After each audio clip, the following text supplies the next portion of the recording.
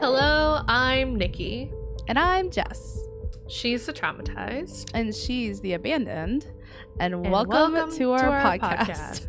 Where we talk about true crime, spooky things, and everything in between. And today, we're going to be talking about some of our greatest fears and telling stories about them. And I'm really excited. So today's episode is kind of half and half open conversation. Not that we don't open conversation in normal episodes.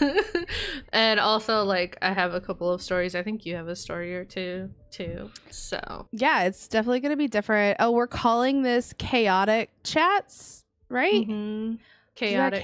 This is our first Chaotic Chat. So, which is basically kind of like a side episode. Like, it's not our normal content, a way to kind of, like, break things up, keep things interested. How was your week? I literally don't know what I did this week. I think. Oh, on Friday we played a new game together. That was fun. Oh yeah, that was fun. But yeah, basically I think all week I just did normal house stuff and then edited the podcast, of course. How was your week?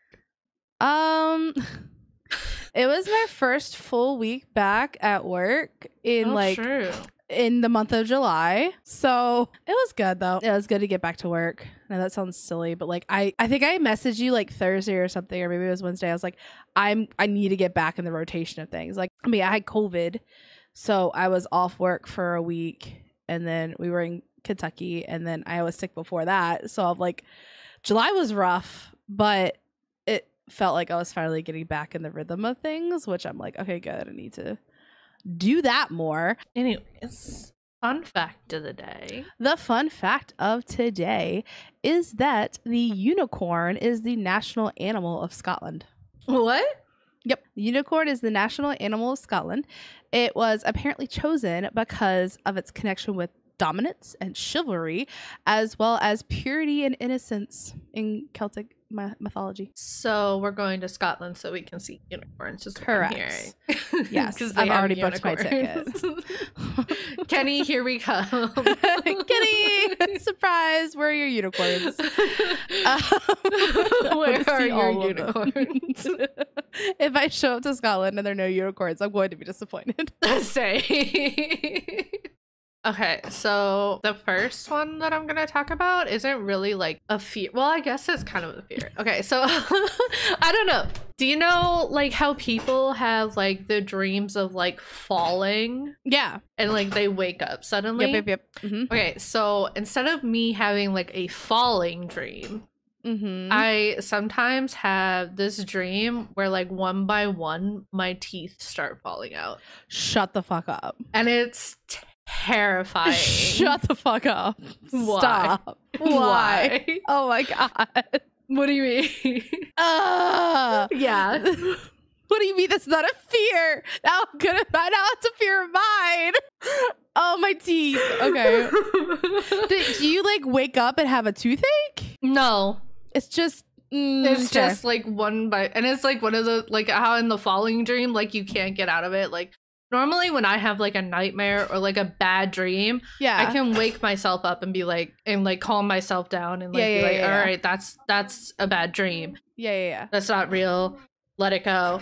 Like this, I can't wake up from, and like my teeth are just like falling out. Like it's so weird. I feel like you watched a movie where that happened, like because there's scary movies where that happens and it's just got instilled in your head like subconsciously or something. Maybe because like there are and that's the reason they use it in scary movies is because it's terrifying. Like no. That's no. Not for me. But it's never painful. It's not painful. Like in the dream, it's just, I don't know. It's weird. I've had a dream where like a tooth was falling out. I woke up and that tooth was hurting. That's why I was wondering if it was like something like that. Cause like I've been woken up because I thought my tooth fell out, but it was just like a toothache. Ugh.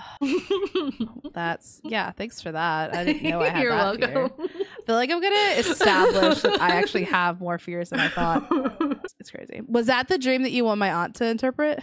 The teeth falling one? Yeah, the teeth falling out. I want to see what she says about it. Okay. So shout out. Are you Aunt watching? Amy. Are you listening? Are you watching? What does my teeth falling out in a dream mean? We need to know ASAP. We'll know in 2 weeks when this comes out. Yeah. But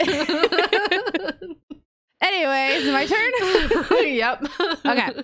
I wanted to ease into mine. So this is the most recent one I've noticed, and it's elevators. Like, is it because of the elevator game that no. you were... No. But it does interest me now because I'm like, oh, that's an elevator. No. And it's like when you get on and you feel that instant shift, or if you like get on and the doors close and you don't move automatically, or if you feel it like jerk or something, like, and my brothers and my husband will jump on them.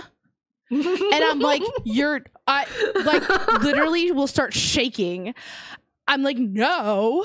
And like, I don't know. Like, no, please stop. I don't know if it's because like I've gotten older and I've gained weight. I gained a lot of weight after college. And so like, I don't know if it's a mixture of feeling like, oh my God, like, what if I break this elevator? If it's like anxiety driven, which is elevators are rated to hold like 2,000 pounds. Yeah. Logically, I know I'm not going to, but like when they shake, like it literally scares me so bad. And now we were on a vacation. We went to Disney. I stayed in one of the resorts.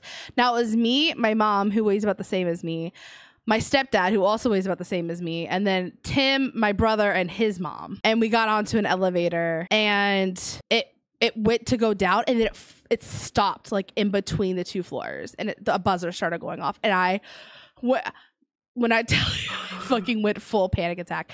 And like, so it ended up moving a little bit, and my stepdad actually just opened up the doors and got out. It was because somebody was too close to the door and they had tripped it. And it was like one of the new high-tech elevators. But me, I don't know if that started it, but it's when I realized I have a huge fear of on the elevators. inside, one of you guys got too close and it stops? It stopped it. Why? I don't know. So I have a couple stories about why this fear is real. So in 1999, one man was trapped on an elevator for 41 hours. Jeez. Yeah, so Nicholas White was stuck 41 hours in a Manhattan skyscraper elevator. He ended up suing the building's management company for like a lot of money. Then in 1945, an elevator operator survived a 75-story plummet. So here's the thing. When elevators cables snap or break or whatever, they just fall. And like that's the fear for me, is like being completely like... Well, I think nowadays they have safety protocol or like safety measures for it, don't they? Some, if they're because back then you said 45. That was 1945. And I didn't know this, but apparently a B-25 bomber took a wrong turn in a heavy fog and crashed into the 78th floor of the Empire State Building. Oh, wow. I didn't know that happened, but it caused the elevator to plummet. That was the lady was in, but she ended up surviving because of the amount of elevator cable that had fallen before her created like a trampoline effect. She was very much injured, but she survived. What the Yeah. And then in 2003, a Houston doctor, he died after he was stuck in an elevator doors and had his head severed when the elevator began moving. And that was in 2003. That's why when you get stuck in an elevator, don't try to get out. Do not. Do not try to get out. Okay, so we're gonna last fun fact of this. Do you know the best way to survive in an elevator that is falling? No. You were supposed to lie. No, you're supposed to lie down on your back if you can try. Okay. Sitting is bad, but it's better than standing because your booty, they have the fat and muscle and they're compressible. But if you lay down, you spread out the amount of force that's about to come crashing down. Elevators terrify me. Wow. Anyways, moving on. Your turn. This is such a fun episode. I hate elevators.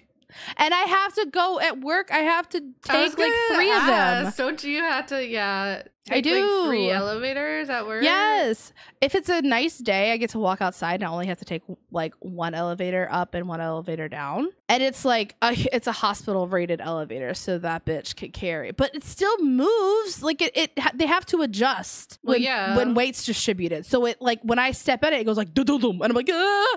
Like, every day. I face my fears. You should too. Okay, go ahead. So another kind of fear that's not really like a serious fear, just one I like have, because my last 2 are like serious fear. I mean, okay, keep going. So the second one is heights. Yes. Okay. I kind of have a fear of heights, but like I said, I would constantly like push my limits on that one. Like, for example, when I was younger, I loved climbing trees. And yes, once I got to like the top, I would be absolutely terrified. You'd be like Tigger from Winnie the Pooh. Did you ever see that one where he bounces all the way up the tree? He does, because Rue's like, you can't bounce that high. He's like, oh, I'm bouncing. And he bounces all the way up the tree. And then he gets to the very top of the tree and he looks down. And he's like, and he like freezes. Yeah, that would be me until I like got past it and like would climb down. Another thing is like, I love roller coasters. Interesting. So like I won't sit at the front of a roller coaster. Oh, that's the best seat. Absolutely not. Oh, that's but the I best will seat. No. Oh my god. And then like I have a mini like personal story. This one year we went, well, not almost every year, but a couple of years in a row, we would go to Valley Fair, which is like an amusement park in Minneapolis, Minnesota. And I think we're there one year and there was like hardly anybody there. Like, I don't know like what time of the park we were, but there was like nobody there. So my mom and I went on the power tower, and you know what that is? It's the one that goes, the one that just straight drops you? Yeah, it's the one that goes all the way up and drops. I can't do those. Dude, I went on that like 5 times in a row. Like, what? I just kept going. How? Maybe it was just like an adrenaline rush or whatever. But like once you get to the top, there's like this gorgeous view of like of your death. No, I won't get on those. What? I guess I'm scared of heights too. I will not get on those. Anything that just drops you straight down, not for me. Oh my gosh. See you overcome your fears too. Not the next 2. I will never overcome the next 2. But. Well. Okay, so motherfucking clowns. Oh my god. There's so many things wrong with clowns. I've tried to list a couple. First of all, you can't see their actual facial expression. It's just painted on smile, or there's the weird sad ones. Like, okay. And I think this is deeply rooted from, I watched the movie It when I was way too young to watch it. I'm talking under 10. Like, I watched it on, I don't remember, but I was too young. And like, it scarred me. I still have a hard time watching it like to this day. There's a specific scene where a mangled, gross skeleton hand reaches out of the lake or pond and grabs the boy. And that scarred me for years. I literally had to put pillows underneath my bed. Oh my god. And then I would have to do a running leap onto my bed. Like, and I've already said, like, I wet the bed when I was younger, and this did not help because I would refuse to get out of bed at night because I was so scared of that hand in particular, and then the whole clown with the teeth and the hair. So there is a cold case clown. Cold case clown? On May 26th, 1990, at 10:45 in Wellington, Florida, Marlene Warren opened her door to find a bulb-nosed clown holding a bouquet of red and white flowers 2 balloons. One of the balloons was a picture of Snow White. I don't know why that's important. The clown then shot her point blank in the face. She died at the hospital 2 days later. Okay, that was I was not expecting that. Said buckle up. Did you not buckle?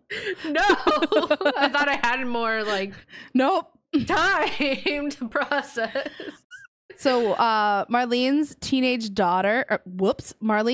son saw the clown run to a white Chrysler LeBaron and escape, never to be found. Warren's husband, Michael, was the prime suspect. Police searched his office at West Palm Beach car dealership and found evidence that he had tampered with odometers, but nothing really connected him to his wife's murder. However, a suspected affair and 5-figure life insurance policy did look suspicious. Michael Warren was allegedly romantically involved with one of his female employees. The flowers and balloons delivered before Marlene's murder were purchased at the stores near that employee's apartment, and the costume shop employees tentatively identified her as the woman who had purchased a clown costume the same day as the killing. However, neither were charged with murder, and the case remains unsolved. So was it her or was it him? It's unsolved. Oh, that's trash. I hate that. But see, you can't tell. Nobody knows if the clown was a woman or a man because you can't tell. You're very passionate about I hate clowns. I hate clowns. So there's a Wasco clown. In October 2014, armed clowns terrified residents in Wasco and Bakersfield, California. Look at California. They do some crazy shit. The sightings began after a Wasco couple posted photos of themselves in creepy clown costumes as a part of their year-long art project, but the photos went viral and copycats followed suits. One of the Bakersfield police watch commanders, Lieutenant Jason Matson, said that they had sightings all over the city. They ranged anywhere from a guy carrying a gun to a guy carrying a knife running up to random houses. One teen was arrested for chasing a minor while dressed as a clown, but no other pranksters were caught. Various Twitter, Instagram accounts from the time, including a Facebook fan page, posted images claiming to be the creepy clowns. Fuck clowns. Finally, did they hurt anybody? They just scared people? They were just scaring the hell out of everybody. However, you can't talk about clowns and not talk about Pogo the clown. Oh, you can't. Wasn't John Wayne Gacy a clown? Oh, is that him? You're leaving this in too. Well, I don't. Yes. Like, what's even funnier is I was literally like Pogo the clown, aka John Wayne Gacy. I don't know his clown name. Why would I know his clown name? I mean, to be fair, I don't think I knew his clown name. Well, I thought I don't know if I'd have been able to call it as Pogo. Also, who names him? Like, if you're a clown, like, why are you Pogo? Like, why is that the name you chose? It's John Wayne Gacy. Come on. Yes. Yeah. So he is one of America's most notorious serial killers, for those of you who don't follow murders like we do. He was an established community leader in Springfield, Illinois, was named Man of the Year in 1964 by a local group, and performed as a beloved children's clown named Pogo. Gacy, okay, so just a trigger warning, Gacy did a lot of really bad things to children. So if it triggers you, skip ahead like 30 seconds. I'll try to make it quick. He was arrested first on sodomy charges in 1968 after the father of a 15-year-old boy Gacy had hired to do odd jobs around his house told authorities that Gacy forced his son into oral sex. Gacy received a 10-year sentence, but he was released after 2 years due to good behavior. It's always good behavior. They're always good in prison. During his time in prison, Gacy's first wife did file for a divorce. Good for her. First somebody wife. Married him after that? Okay, so like a quick fact about me before you get too upset with me. A lot of the popular serial killers I don't really care for. Well, they're like over talked They're about. Mainstream. Yeah, it's definitely mainstream. And for what it's worth, like, you sent me the TikTok, there's so many of them. Like, you get them confused with each other because it's like there's just so many of them. It's terrifying. However, now we know John Wayne Gacy was a clown called Pogo. I knew he was always a clown. I just don't care to know his name. You give him more attention too. Yeah.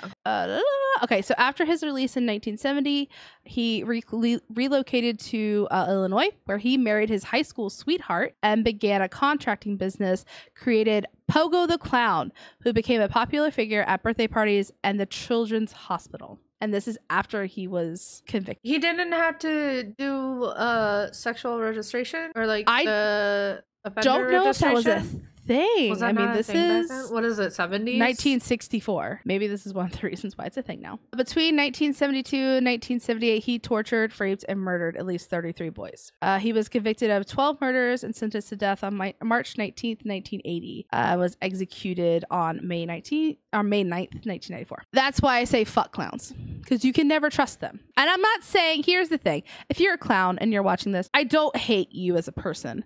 I just don't prefer the persona of clowns because it just skews me out. I don't mean to offend anybody. If you're a clown, I'm sure you're really nice. You can DM me or leave a comment on YouTube and try to change my mind. Maybe you're a good clown. We can get over this fear together. Anyway, your turn. My last two fears are actually fears I never thought I had, never thought of them. Paid any mind to them. Like my elevator one? Yeah. Okay. So you ask, how do you know you have them now? Right? Right. Well, so last year I really got into this one YouTube channel. And it's called Mr. Ballin. I think I actually saw him on TikTok first. But basically he's an ex-Navy SEAL and he just tells spooky stories and just just a bunch of stories like that. Yeah. And during Halloween, he was doing a series of places you can't go, but people went anyways. I think I remember you originally telling me about this. You're like, oh my God, I think this is a core fear I have. Yeah. Okay, keep going. And so I liked listening to this because it's just random places that you can't go. I started noticing that I would be I would get physically uncomfortable during certain topics he was talking about. And I'm like, wait a minute, am I scared of that thing? Right? Okay. So the first thing I'm going to tell you about is caving, or what Jess would like to call spelunking. Spelunking, yeah. Why is it called spelunking? Spelunking is the exploration of caves, especially as a hobby. Why do they call it spelunking? It is a term derived from the Latin. I don't speak Latin, but it means cave or cavern. It's like SPE with a thingy over it, LUNK. Or LUNCA, which means cave or cavern. Possibly you'll never catch me spelunking. There is, though, you know how I told you about Dinosaur World? I know. We're going there in September. In that area. There's so many caves. We're going. I'll hold your hands. Okay. It'll be fine. Listen, when you go in those kind of caves, first of all, you have a guide. And you have a group. A Beanie will love it. It'll be so much fun. It's not like the movies where you have to crawl through spots and push oxygen tank. No, dude, it's a path. So, anywho, I'm gonna tell you specifically a story that I heard from Mr. Ballin. Obviously, it's a true story, and that absolutely terrifies me. Okay. So, buckling up. Trigger warning. Death. Just death. Just death. All the death. So, I'm going to tell you about Nutty Putty Cave. Okay. Nutty Putty Cave is a hydrothermic cave located west of Utah Lake in Utah, USA. Hydrothermic cave is just basically a cave. Okay. It was popular with cavers and known for its narrow passageways. Kind of guess where I'm going with this. Yeah. So on the evening of November 24th, 2009, John Edward Jones, 26, along with his brother Josh and 9 other friends and family members decided to explore Nutty Putty Cave as a holiday trip before Thanksgiving. Because they were all together for Thanksgiving and they were like, hey, we used to love spelunking as kids. Let's go out to this cave that we've never been to before and go caving. It's so stupid. People are stupid. Okay, people are. About an hour into the caving expedition, John decided to find a cave formation known as the Birth Canal, which is a tight passage that spelunkers must crawl through carefully if they dare, and then they come out into like a cavern on the other side. It's a hard no for me there. John, being 6 feet tall, 200 pounds. 600 pounds. He should not be spelunking. I'm sorry. Thought he had found this particular cave and inched his way into the narrow passage head first. It wasn't the right one. But within minutes, he realized he made a grave mistake. But he had no room to turn around or wiggle back out. So he decided to try and press forward, and he quickly became stuck. And when he tried to squeeze through a space that was barely 10 inches across, 18 inches high, basically like the size of a clothes dryer opening, he became stuck. His brother Josh found him first and tried to pull him up. But John slid further down the passage, becoming trapped, worse than before with his arms pinned underneath him. So Josh went to the exit to get help, but getting people, equipment, and supplies down to John took about an hour. So when the first rescuer reached John at about 12:30 a.m. on November 25th, at this point, John had been trapped for 3.5 hours. Okay. For the next 24 hours, 100 rescue personnel worked feverishly to free John as time was running out. The downward angle at which John was trapped was putting great stress on his body, and his heart was having to work twice as hard to continuously pump blood out of his brain. Because when we're upright, normally gravity helps the heart pump blood out of his brain. The best plan that the rescuers had to use was a 15 pulley system. And so they would use 15 pulleys and ropes because of the angle of the cave. I'm not breathing. Okay, so this pulley system had worked previously when a Boy Scout actually got stuck in a similar area. Actually, there were 2 Boy Scouts that had gotten stuck the year prior, and this cave was actually just recently opened up from those rescues. Jesus, okay. Like those rescues. The team finished installing the pulley system and started the process of pulling John out. They worked in an 8-man tandem, all tugging as one. John, though, was in great pain at times, so they had to make frequent pauses. But each time they pulled, they managed to pull John up a bit more. After pulling him up the 3rd time, John was finally lifted high enough so that he could make eye contact with the rescuer that was with him. And they kind of like had a conversation, like, how are you doing? It's like, well, I'd rather not be upside down. Right. Like, and the rescuer said even though like he was in a shitty situation, he had like a smile on his face. He was kind of like hanging in there. But tragedy struck when the team went to pull a 4th time. One of the pulleys ripped free of the clay rock wall and hit the nearest rescuer in the head, causing him to pass out for a second. And John had slid right back down, seemingly even deeper than before. Jesus. The rescuer had suffered severe injuries and actually had to switch places with his dad, who was also on the rescue team. And when he reached John, he realized that John's breathing was much more shallow and frequent. And when he called for John, he received no response. The rescuer had tried to reach John to put the rope around his waist, but got stuck himself. Once he freed himself, he crawled out of the cave, exhausted, and was replaced with the 3rd rescuer, The third rescuer reached John but could not make contact with him soon after a medical professional crawled into the cave. And at midnight, November 25th, John was pronounced dead at 26 years old. Damn. Wow. A total of 137 rescuers worked hard for 27 hours to save John, but had to leave the tragic site with empty hands and heavy hearts.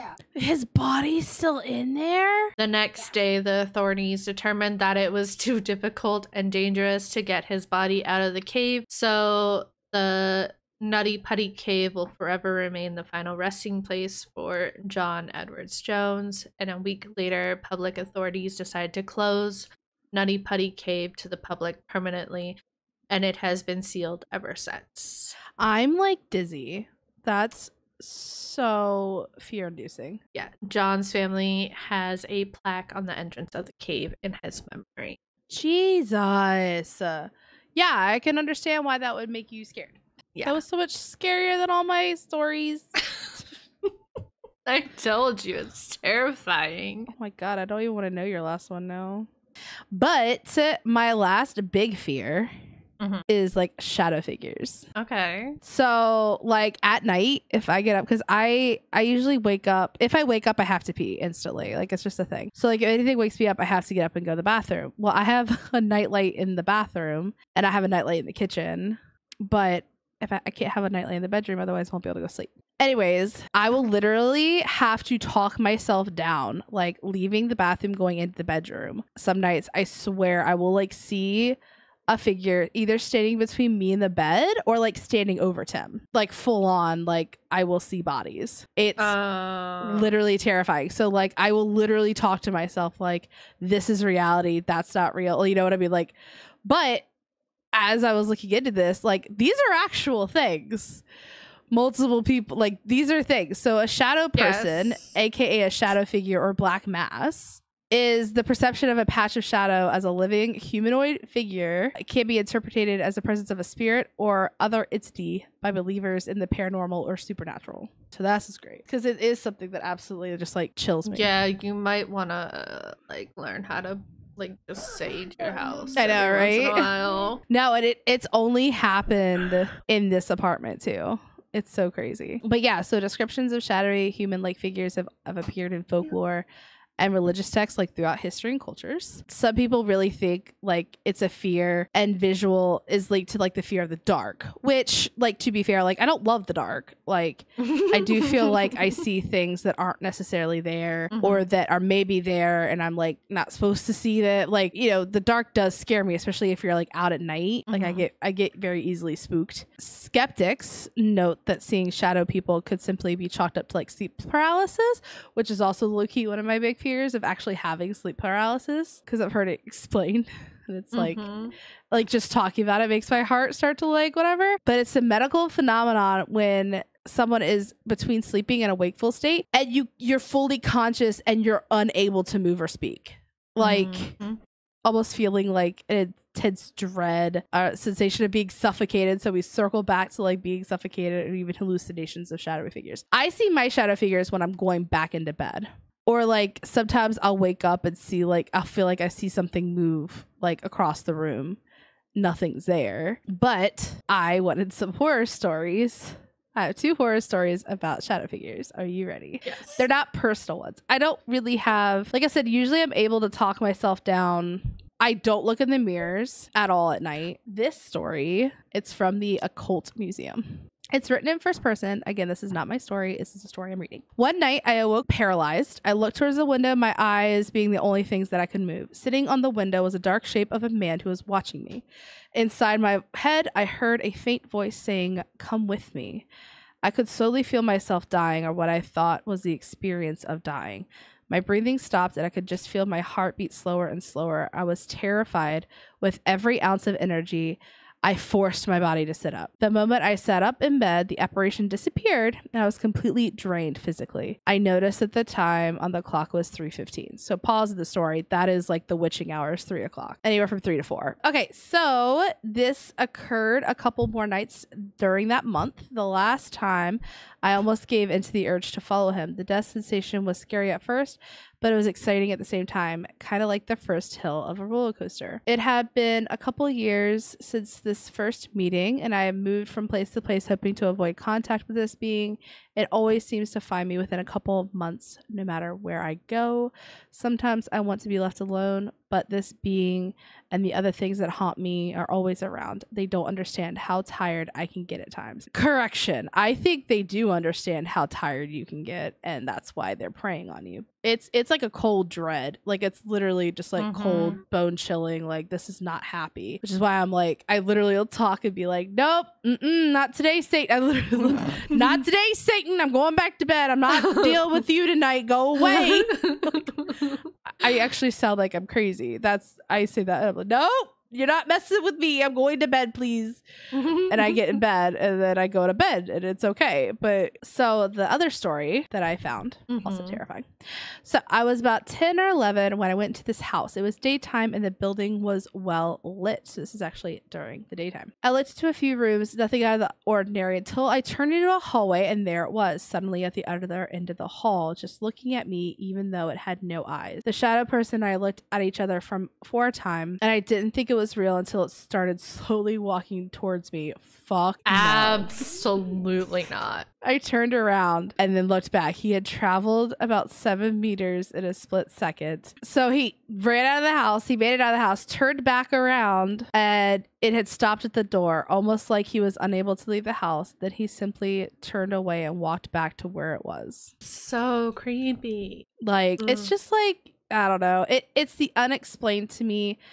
Anyways, your last fear. If you thought caving was scary, imagine underwater caving. No. Because that's a thing. I won't. Yeah, there's actually on Mr. Ballin's channel, there are so many stories of people going into underwater caves. So this is the story that I heard from Mr. Ballin's channel. Okay. That absolutely terrified me. So in northern Norway, February 2014, and I'm gonna try and pronounce everything the best I can, 5 friends from Finland looked forward to a long week of cave diving. The large amount of limestone in the mountains has created spectacular caves in Nordland, which is where they were in Norway. Some are dry, while others are filled with water. 3.5 kilometers of river are hidden inside the mountains, only half explored. That is why cave divers from all over Europe come to the small secluded valley of the north of Norway to experience the underwater adventure of the Plura Cave. So the 5 Finnish divers is Patrick, Yari H, Kai, I think K or Kai, Yari U, and Vesa. Ages from like 33 to 42. 43? 33 to 42. 33 to 42. No, 33 to 46. Kai was actually 46. All right, I see you. So the plan was to start from this deep pool pond, going up a river system into an underground dry cave in Steinuglyflaget. 2 kilometers higher. So basically it was a giant V. So like they start here at the pond, go down and across a little bit, and then go dive down 132 meters is the deepest part, and come back up. And then once they surface, they're actually in a cave under a mountain, which then they have to climb like 82 meters to get out of that area. Okay. The divers would be dealing with the cold water, which was barely above 0 in winter, total darkness, the great depths, and decompression sickness. Okay. They also had a ton of equipment. Above water, their equipment weighed about 60 kilos. And they are using a closed circuit rebreathers. In addition to rebreathers, which are carried on their backs, they had common spare cylinders. The dive is also too long for them to make it through just swimming, so they have to use underwater scooters. Okay, so they have all their equipment, they have the extra stuff. So first, Patrick and Yari H would go. So they split up into two groups, Patrick and Yari H. And then 2 hours later, the second team would follow the same path. Because of this, to let like the sediment settle so that they could see after the first team went through. So the 5 divers started from this pool or pond below the farm Jordbru in Plurdalen. Okay. Hope I say all of that correctly. If I don't, I'm so sorry. Judge us. We don't know how to speak any of the languages. I just looked up the big word because that word scared me. The ice on the pond was thick and the divers had to use a chainsaw to cut an opening in ice. Then don't go. Okay. I'm just going to get mad. That's fine. I'm going to try to keep calm. Carry on. The first team made their way through the first section of the dive, a 250 meter long cave or chamber with an air-filled space. So in that first 250 meters, there's a long space called the air chamber, which basically they can just like swim along the top. Okay. Everything's fine. Everything going according to plan. And actually, fun fact, the traverse that they're doing, it was actually Patrick and Kai who discovered the passage, because before you couldn't go all the way through. So they discovered the passage the year prior, and that's kind of why they separated into the 2 teams, like one on each team, to make sure that everyone was making it through. So Patrick and Yari H passed the deepest point and they started on the tricky upward path. So they had gone to the deep part and come back up. Or were on their way back up. At this point, they had only been an hour into their 5-hour dive. So this was supposed to be just a 5-hour dive. On the way up, they had to set aside 2 hours for decompression to stop in regular intervals at certain levels so that they don't suffer from decompression sickness, which can be like life-threatening. Right, because decompression sickness is like a major thing. Yeah. But at 112 meters below the water surface, things started to go wrong.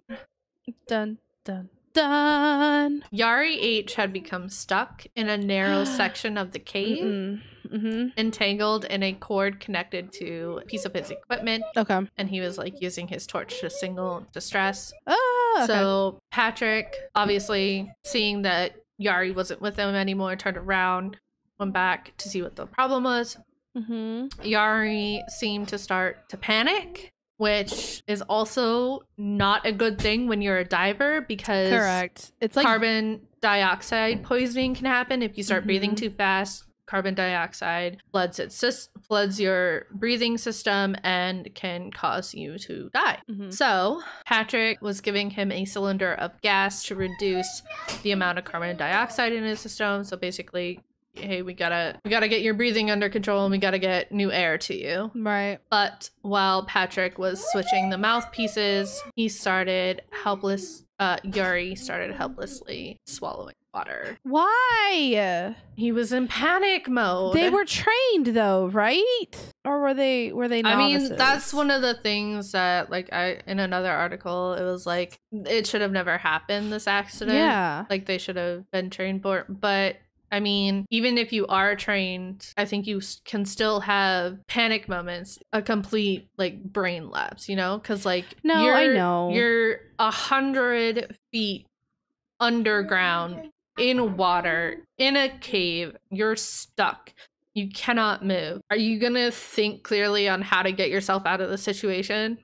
No, but that's why you have diving buddies that can like talk to you. And well, unfortunately, to Patrick's horror, his friend died right in front of his eyes. Yikes. Okay. Well, after a brief effort to free the body, he forced himself to calm down, because he also, like, seeing this obviously would upset you. So he had to calm himself down. But Patrick was also in a different dangerous situation, because when he checked his allotted time for decompression, it had said 400 minutes compared to the 120 minutes it had said before.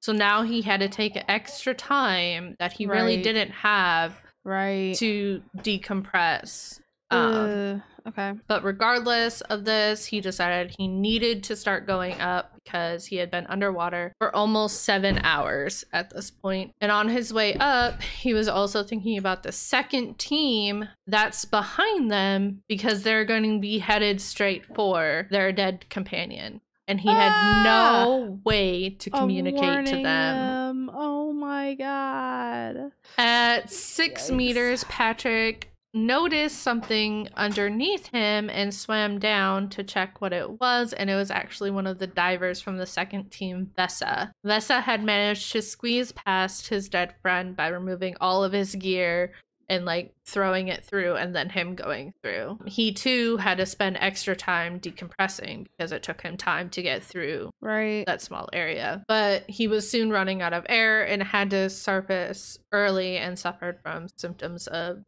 decompression sickness almost immediately. His joints started hurting. The bins.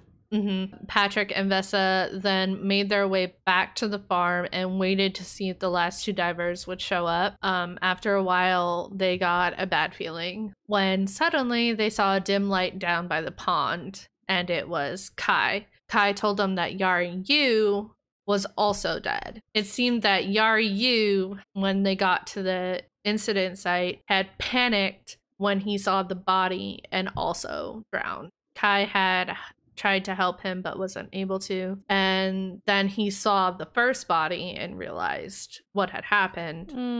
And he also saw how Vesa had made it through but made the decision to actually turn around and head back the way he came. When he finally emerged from the cave, it was the early hours of the next day, more than 11 hours after setting off on a dive that was supposed to take 5 hours. Wow. All 3 survivors were hospitalized for decompression sickness, and the Norwegian authorities took statements from them and closed the Plura cave. Jesus. Yeah, that's terrifying.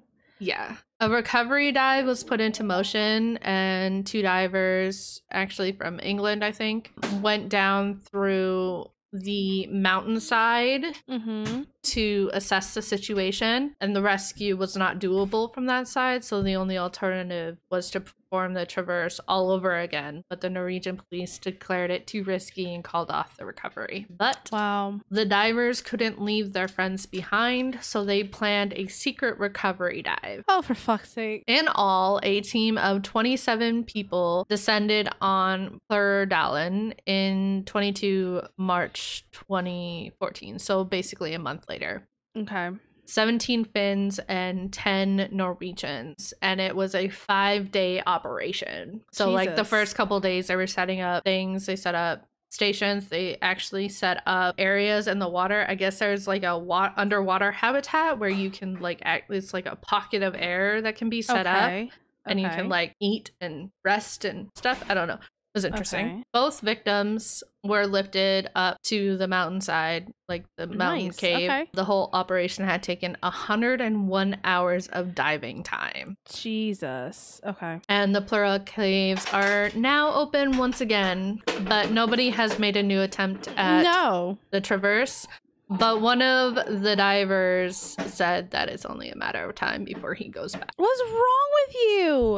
I have no idea, but no, thank you. No. Yeah, that's terrifying. Like, yeah, the whole suffocating thing, just adding water to it is just so much worse. Like, I have 2 more honorable mentions. Okay. So obviously the first one was the claustrophobia. And again, it's like not the, like, I'm fine in my car. Like, and I'm fine, like, in the closet. Like, if I shut myself in the closet, I'm not, the small spaces don't necessarily scare me. It's the whole, like, getting crushed like that. So, honorable mention number 2 is things in or touching my eyes. Oh my God, yes.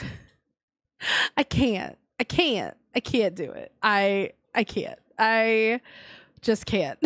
Like, luckily, I never had the need for glasses or contacts because I just wouldn't be able to touch my eyes. And like, I just got to the point where I could get something like out of my eye, like eyelashes. When I started like wearing more makeup, I would get eyelashes in my eye and it would send me over the edge. And then my last one, I had such a strong phobia of needles. I would pass out if I gave blood. Literally. Jesus. I would literally pass out. Like I'm talking, even if they like had to give blood for like tests, I would be like, I'm gonna pass out. I had COVID. I had a bad case of COVID in 2020. It wasn't like in March where it was like thousands of people were dying. I got it in September where they actually had some sort of treatment program, but I was hospitalized and I had to be hooked up to an IV. I had to get shots in my stomach every morning. I had to get blood thinners. Every morning they would come in and take blood. So I had an IV in my left hand and then every morning they would come take blood from my right. And I was so funny because I think by like the third day they would come at like 6 o'clock in the fucking morning. And I'm like, I can't sleep anyway, but they would come in and be like, hey, Jessica. I would literally just stick my hand out and just be like, just take it so I can go back to bed, because they would need to test my blood cells to see how much thinner I would need that day. So at 8 o'clock, right before breakfast, they would come in and give me shots in my stomach, which sucked. All that to say, I'm not so much scared of needles anymore. Like, I don't love them. The needles themselves, like, I could pretty much give blood and it's totally fine. It's the idea, like, the COVID shots themselves were completely fine. They fucked up my arm. Like, for 3 weeks after, I had lump on my arm. But the shots themselves were fine. It's the idea. He gave me the shot, the tetanus shot, which is very thick, and then he had to rub it in. And it was the rubbing it in part that just, I was passed out. It was bad. But needles. Fun things. Yeah, all the fears. I think that's basically it. I mean, there's lots of little things that, like, you know, make me nervous and anxious, but those are my big ones. Ouija boards. I swear to God, is that one of your cats? Shut the fuck up. Your door moved. Like, I'm not joking. Your door just moved. Please tell me it's one of your cats. It could be. Sure, it's one of my cats. Going crazy. It's fine. Everything's fine. Okay. That's our episode for the day. I'm gonna go before Christmas. So, hey guys, did you like that? Did you like it? Did you have fun? Did you have as much fun as we did? No, I will not go caving with you. Don't ask. I don't want to go caving. I just want to walk in the caves. It's not, we're not going to bring any equipment. You might have to wear tennis shoes. And, like, I think they say to bring, like, a light jacket because it gets kind of cold. But that's it. It'll be fine. We can be drunk. That'll make everything better. That'll probably make things worse. Hey guys, if you enjoyed the podcast, don't forget to follow us, please. Leave comments if you're on YouTube. Hi. Leave a comment. We'd love to hear from you guys. Subscribe. You know, I heard a lot of YouTubers say hit the little bell icon and it goes ding. You can be alerted whenever we post a new video. We are getting better about posting them on Saturdays. Guys, we post on the weekends. We should be posting on Saturday. I'm literally supposed to wake up on Saturday and make it go live. That is my only job. And I didn't do it this week. Also, I need to update all of our socials. And I'll do that right after we're done recording this. Speaking of socials, you can find us on Twitter, Instagram, and TikTok. Our username is TTATA Podcast. Thanks for listening, guys. Next week, we're going to be covering spooky things, which is I'm really excited for because now I get to go listen to all the spooky tales. I'm thinking haunted things for spooky. So I'm probably going to go with like a haunted asylum. Or like a haunted hospital. And with that, we're going to leave you with this inspirational quote. Yeah, it kind of has something to do with today. I tried to find like a fear one, but like... There's nothing to fear about fear itself. So the quote is, being brave isn't the absence of fear. Being brave is having that fear and finding a way through it. By Bear Grylls. Grylls? That's by Bear Grylls. Grylls. And if you don't know who he is, he ate raw things on TV for a long time. He didn't just eat raw things. He is like a survivor specialist. It's man versus wild. That's he ate raw things. That's what I remembered about him. Love it. Thanks for listening, guys. We appreciate you. All right, love you guys. Okay, bye. Bye.